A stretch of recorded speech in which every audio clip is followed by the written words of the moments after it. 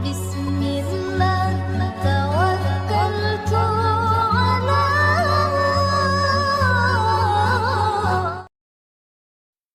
Assalamualaikum semua. Di video kali ini, Penekat Ilmu akan membawa anda pada catatan sejarah di mana gentarnya seorang Maharaja Agung yang bernama Heraklius setelah menerima surat dari junjungan besar Nabi Muhammad SAW. Sebelum itu, sila tekan tombol subscribe supaya ramai lagi yang akan mendapat manfaat dari channel ini. Heraklius adalah seorang maharaja di Empire Byzantine atau Empire Rome dan telah memerintah dari tahun 610 hingga 641 Masihi, di mana pusat pemerintahan adalah di Konstantinopel, Turki. Empire Byzantine kerap kali bertempur dengan Empire Sasaniah ataupun Empire Parsi demi menunjukkan kemegahan mereka. Peperangan antara kedua empayar besar ini telah bermula pada tahun 572 hingga 591 Masihi. Bagaimanapun, kemenangan berpihak kepada Parsi. Perkara tersebut membuatkan Heraklius bernazar akan berjalan kaki untuk melakukan ibadah haji sekiranya Rom dapat mengalahkan Parsi. Pada tahun 602 hingga 628 Masihi, peperangan dahsyat meletus lagi di antara dua empayar besar ini dan empayar Rom berjaya mengalahkan empayar Parsi. Oleh itu, Heraklius menunaikan nazarnya. Ketika Heraklius dalam perjalanan ke Baitul Maqdis menunaikan nazarnya, dia bermimpi bahawa kerajaannya akan dijatuhkan oleh satu kaum yang berkhatan. Para pendeta di Baitul Maqdis menjawab persoalan mimpinya bahawa hanya orang Yahudi yang berkhatan. Heraklius berazam akan menghapuskan seluruh keturunan Yahudi yang berada di Syam. Namun begitu, nasib menyebelahi bangsa Yahudi apabila seorang pencuri daripada bangsa Arab telah ditangkap oleh tentera Rom dan mendapati lelaki Arab ini turut berkhatan. Pencuri itu telah dibawa menghadap Heraklius dan memberitahu bahawa ada seorang lelaki bernama Muhammad dari kalangan Quraisy telah mengaku menjadi seorang nabi. Heraklius adalah seorang yang alim dengan ilmu kitab Nasrani.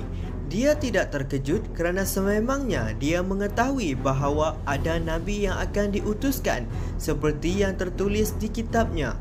Dia telah memerintahkan tenteranya ke Syam supaya membawa kepadanya orang Arab Quraisy yang mempunyai nasab paling dekat dengan Nabi Muhammad. Ketika itu, Abu Sufyan dan para peniaga Mekah sedang berada di Syam. Lalu merekalah yang dibawa bertemu Heraklius. Ketika menghadap, Abu Sufyan berkata, "Akulah yang paling dekat." Ini kerana nasabnya bertemu dengan Rasulullah pada datuknya yang kelima. Abu Sufyan juga menegaskan, "Demi Allah, sekalipun aku berbohong, tiada siapa yang akan membantah kerana kedudukan aku di kalangan mereka. Tetapi aku seorang pemimpin Quraisy. Berbohong adalah aib besar, apatah lagi di hadapan orang ramai." Lalu Heraklius memerintahkan rombongan Quraisy duduk dan Abu Sufyan sahaja menghadapnya. Dan berlakulah dialog di antara Heraklius dan Abu Sufyan. Dialog ini tercatat di dalam Sahih Bukhari. Semua soalan Heraklius kepada Abu Sufyan adalah berdasarkan ciri-ciri Nabi akhir zaman yang diketahuinya dalam kitab Nasrani. Setelah soalan demi soalan dijawab oleh Abu Sufyan, Heraklius meminta penterjemahnya untuk menyimpulkan kesemuanya kepada Abu Sufyan. "Katakanlah kepada Abu Sufyan, aku telah bertanya tentang nasabnya dan kamu memberitahuku bahawa dia dari keturunan yang mulia. Demikianlah para rasul diutuskan dari nasab yang mulia di kalangan kaumnya. Aku bertanya kamu, apakah ada orang lain yang mengaku sepertinya? Kamu kata tidak ada. Kalau ada orang lain yang mengaku sebelumnya, niscaya aku akan mengatakan bahawa dia meniru seseorang sebelumnya. Aku tanya kamu, adakah dia daripada keturunan raja? Kamu jawab tidak. Kalau dia dari keturunan raja, niscaya aku akan berkata bahawa dia mahu mengembalikan pemerintahan ayahnya. Aku juga bertanya kamu, apakah kamu menuduh dia sebagai penipu sebelum dia membawa dakwahnya? Kamu jawab tidak. Kalaulah dia meninggalkan dusta terhadap manusia, tentu dia tidak akan mendustakan Allah. Aku bertanya kamu, apakah golongan pembesar yang mengikutinya atau rakyat jelata? Kamu kata rakyat jelata yang mengikutinya, mereka adalah pengikut para rasul. Aku bertanya kamu, apakah mereka bertambah atau berkurang? Kamu katakan bahawa mereka bertambah. Maka begitulah keadaan iman, sehinggalah ia mencapai kemenangan. Aku bertanya kamu, apakah ada salah seorang dari mereka murtad dari agamanya kerana membenci agama itu setelah dia memeluknya? Kamu jawab tiada. Begitulah iman apabila ia telah bertahta di hati. Aku bertanya kamu, apakah dia pernah mengkhianati perjanjian? Kamu kata dia tidak pernah mengkhianati janji. Begitulah akhlak para rasul, mereka tidak khianat. Aku bertanya kamu, apa yang dia perintahkan pada kamu? Kamu jawab, dia memerintahkan kamu agar menyembah Allah yang Esa dan tidak mensyirikkannya. Dia juga memerintahkan kamu mendirikan sembahyang, berkata benar, menjauhi maksiat dan menyambung silaturahim. Akhirnya Heraklius menyatakan, kalaulah benar apa yang kamu nyatakan tadi, pasti dia akan menguasai tempat aku berdiri ini. Dia pasti akan mendapat kuasa pemerintahan dan pemerintahannya akan sampai ke tempat ini. Telah ada dalam pengetahuanku bahawa seorang Nabi akan diutuskan, tetapi aku sama sekali tidak menyangka bahawa dia daripada kalangan kamu. Kalaulah aku sudah meyakininya, aku akan berjalan kepadanya, dan kalau aku sudah berada di sisinya, aku akan membasuh kakinya. Selepas sahaja pertemuan itu berakhir, Abu Sufyan berkata kepada rombongannya bahawa isu Muhammad ini sudah menjadi besar hingga Heraklius pun takut kepadanya. Walaupun Abu Sufyan belum mahu masuk Islam lagi ketika itu, tetapi rupanya dia sudah terkesan dengan kenyataan Heraklius. Selepas pertemuan inilah Saidina Dihya pun sampai ke Syam untuk menyampaikan perutusan Rasulullah SAW kepada Heraklius. Suratnya menyatakan, dengan nama Allah, Tuhan yang Maha Pemurah lagi Maha Penyayang, dari Muhammad Rasulullah kepada Heraklius, pemerintah Rom, kesejahteraanlah kepada orang yang mengikuti petunjuk. Seterusnya daku menyeru kepada kamu dengan seruan Islam. Terimalah Islam, nescaya kamu akan selamat. Allah akan memberikan 2 kali pahala kepada kamu. Kalau kamu berpaling, maka kamu akan menanggung dosa para petani. Wahai ahli kitab, marilah kepada satu kalimah yang sama di antara kita, bahawa kita tidak menyembah selain Allah dan kita tidak mensyirikkannya dengan sesuatu, dan janganlah sebahagian kita mengambil sebahagian yang lain sebagai Tuhan selain Allah.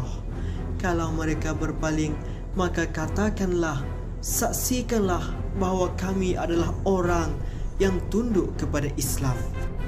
Sebaik sahaja diterjemahkan perutusan ini kepada Heraklius, dia benar-benar gemetar. Apatah lagi dia baru sahaja berdialog dengan Abu Sufyan dan seluruh ciri kenabian yang diketahuinya ada pada Rasulullah SAW. Heraklius meminta Saidina Dihya menyampaikan surat itu kepada Safatir yang merupakan pendeta yang paling alim tentang Injil. Apabila Safatir membaca surat Rasulullah SAW, dia juga berasa gemetar. Dia terus bertanya lagi kepada Saidina Dihya radhiyallahu anhu segala persoalan demi memastikan lagi bahawa inilah dia Nabi akhir zaman yang telah dikhabarkan di dalam Injil. Akhirnya, dengan kalimah tiada Tuhan melainkan Allah dan Muhammad adalah pesuruh Allah, Safatir telah masuk Islam di tangan Saidina Dihya radhiyallahu anhu.